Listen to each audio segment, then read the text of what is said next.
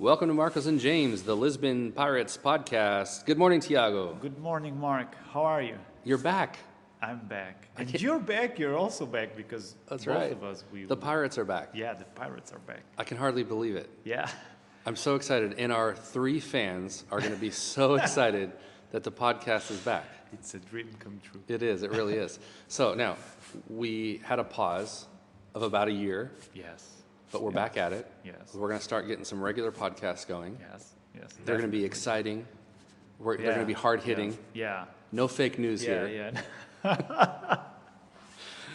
We're going to have some great topics. Yeah. So 2020, it's the year of the Pirates podcast, right? Yeah. We're promising everything good that people can expect, and even more from us. And I'm so excited because you've been gone for a couple months. Yeah. And you're back, and so I think we're going to be able to talk about some amazing things. Yes. Your experiences in the United States.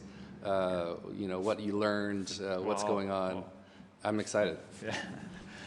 So we have a guest with us today, too. Yes, we do. So Diego, welcome to the podcast. Yeah. Thank you, guys. I'm just glad to be here. And Diego, give us a 30-second bit who you are, what you're doing here in Portugal. Wow, 30 seconds. Yeah, okay. Well, I'm a pastor. I'm married to Stella. I have 2 boys, Diogo and David. I worked in South Africa and in Canada. My wife's Portuguese. I'm Brazilian. And we are here to work with a seminary called Martin Butzer, Portugal, and also plant a church. So our church plant is connected to Lapa, which is your church, guys. And I'm here for that. Fantastic. Yeah. Well, welcome to the podcast. We're excited that you're here. Thank you. Like I was telling you before we started, there is no agenda. We just make it up as we go. So Good. But this is fantastic. Tiago, we have a Portuguese, we have an American, and we have a Brazilian. Now we are definitely into multicultural stuff. And I think this is like a start to a really good joke. An American, a Portuguese, and a Brazilian. Getting to the bar?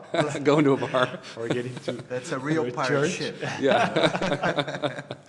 Okay, so it's 2020. As we're starting out the podcast again, what do we want to talk about in 2020? What are some things we can look forward to? What's on your heart? What's on your mind? What do we want to do for this year? Do you know what? I missed this podcast a lot. And one of the things that I just believe in this podcast in terms of, we tend to go down to, of course, we're talking about our Christian faith, but generally we kind of always talk about culture and stuff. That's right. And I've been hearing some great podcasts, but I was thinking that probably we are the only podcast in the world coming from Portugal talking about gospel and culture and Europe, America. And so all that stuff, I think it's always fresh.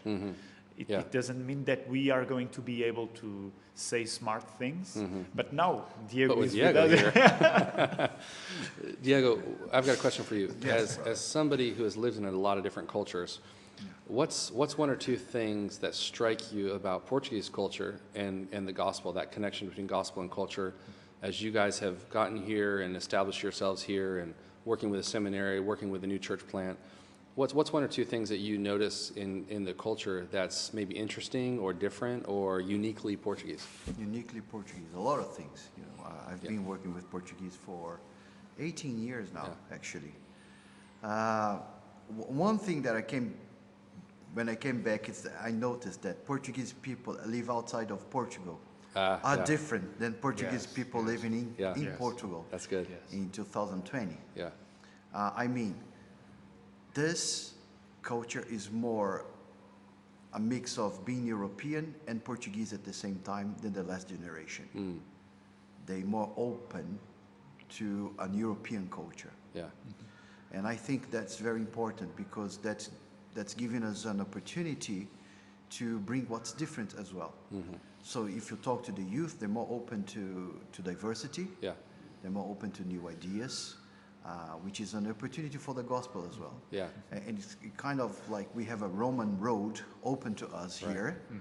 And if we are fresh enough to come and take advantage of those openness, and we communicate well within that culture, Yeah. we have a huge opportunity with the, young adults, millennials, and the more European generation that is here in Portugal right now. Yeah, and you mentioned the European side to it, and this is what's fascinating to me, is that as we see more openness for the gospel in a place like Portugal, you still have that layer of being very European, right? And kind of cracking that with how we see the gospel work itself out. Because it's one of the things that me and Tiago talked a lot about is some of the cultural mistakes that people make when they come to this country is assuming that it's this new open land, yet they miss the European side, right? Tiago, we talked about that a lot, right? Yeah, because I think that in a way, like Tiago was saying, I would say that the younger generation, I completely agree. The younger generation, in a way,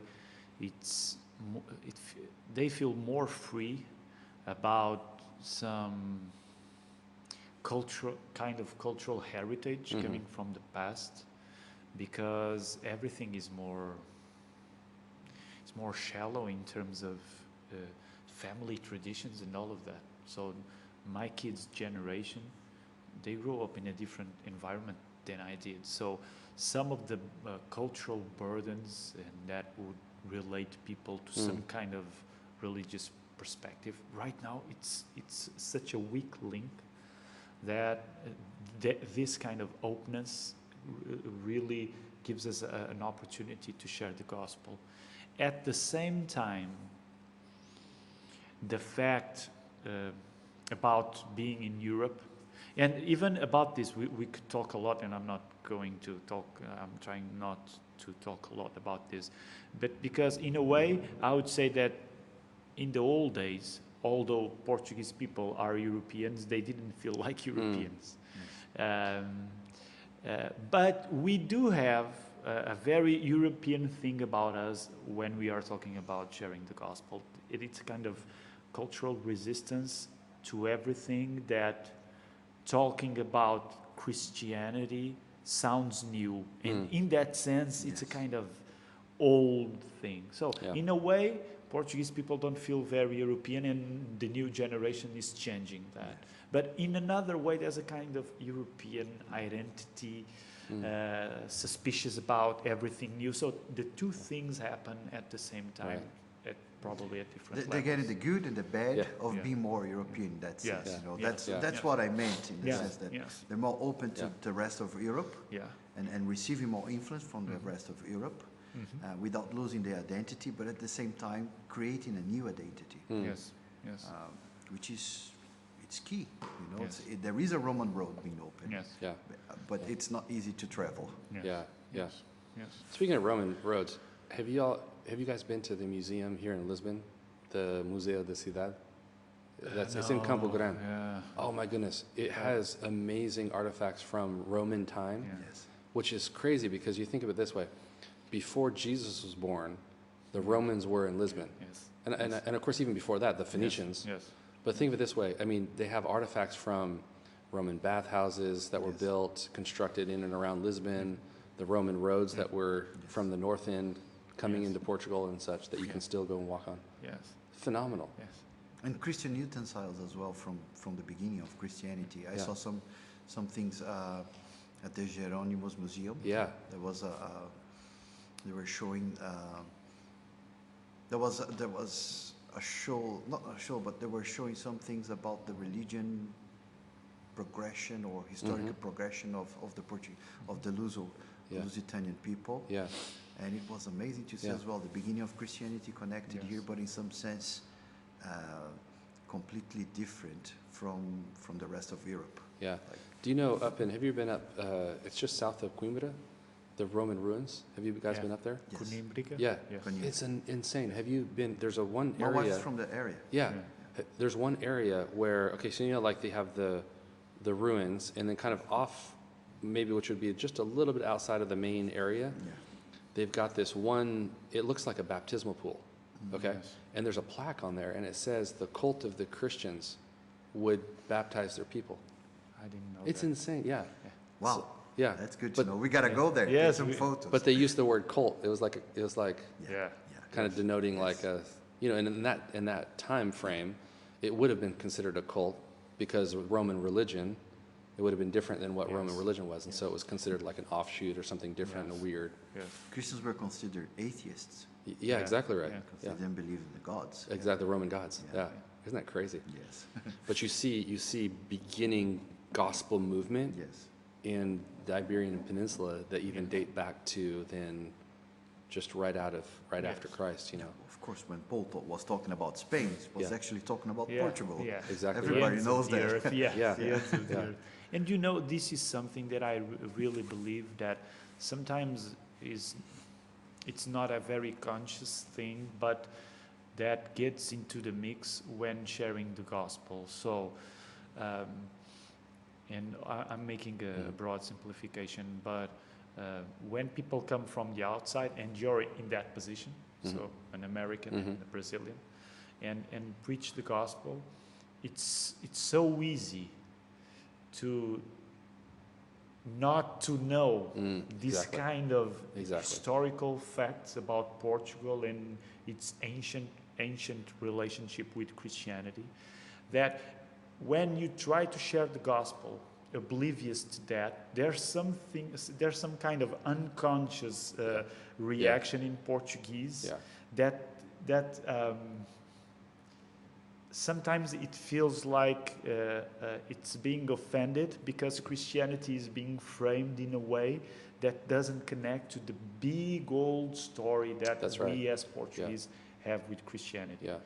And I'm just saying this, I'm not saying that we have to share the gospel with a kind of historical treaty. Sure. Oh, I'm going to share you the what happened in the first 2 centuries. No, I'm not saying that, but sometimes it's one of the things that really goes under the radar when missionaries come. Yeah. And Yeah. they don't so easily understand that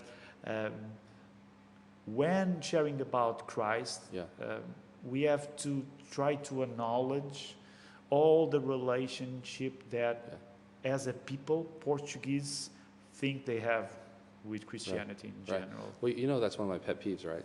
Yeah. Is it drives me crazy when a missionary or somebody coming into Portuguese culture will say, I'm going to take the gospel to the Portuguese people, assuming that the gospel isn't here, or that the work since Romans 15, since Paul talked about getting the gospel, and we know that the gospel did in some way, shape, or form get here so long ago, but assuming that you're the first person in 2020 to take the gospel to this country, I think it's bad missiology, right? I mean, it's kind of a poor understanding historically of what the gospel has done. If you relate it to the land, yes. Yeah, But if you talk about generation, exactly, yeah. you kind of have a window of people in Portugal that never have had contact with the gospel, Right, especially youngsters. yeah, Even if you are old, as you travel into the country, even in Lisbon for that matter, you can talk to people that never heard a good presentation of the oh, gospel. absolutely, yeah.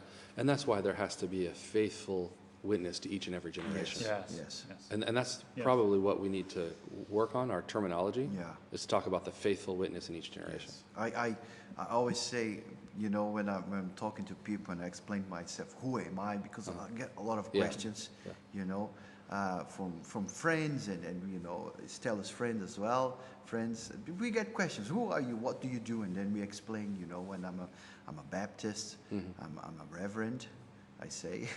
Do people know when you say I'm a Baptist? Do people know what you're talking about? Well, generally, it depends on the age. Yeah. It really depends on the age.